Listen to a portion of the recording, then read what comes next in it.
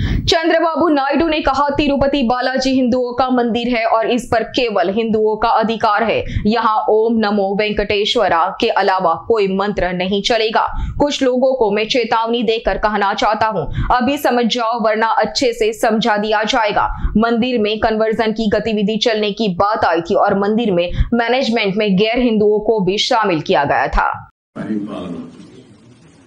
తిరుమల తిరుపతి దేవస్థానంతోనే ప్రారంభం కావాలి ప్రక్షాళన ప్రసాదం దీని లేకపోతే పరిశుభ్రత అన్నిటికీ తిరోధకాలు చేశారు.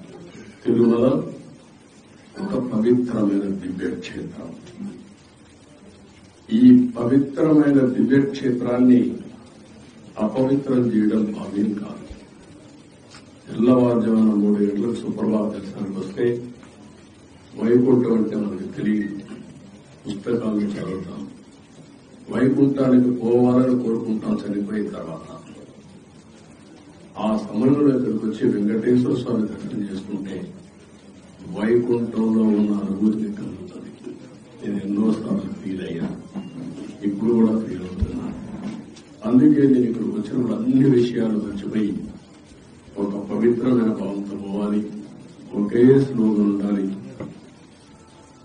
ఏడుకొండలవాడ వెంకటరమణ గోవింద గోవింద తప్ప, ఓం నమో వెంకటేశాయ తప్ప వేరే స్లోగనే ఉండకూడదు, వేరే వ్యక్తి జ్ఞాపకం రాకూడదు.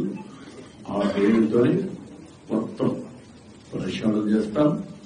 మళ్లీ భారతదేశం కాకుండా ప్రపంచం మొత్తం అభినందించే విధంగా ఈ టీజీని અમારી તમામ માહિતીથી અપડેટ રહેવા માટે જોડાયેલા રહો S9 ન્યૂઝ સાથે।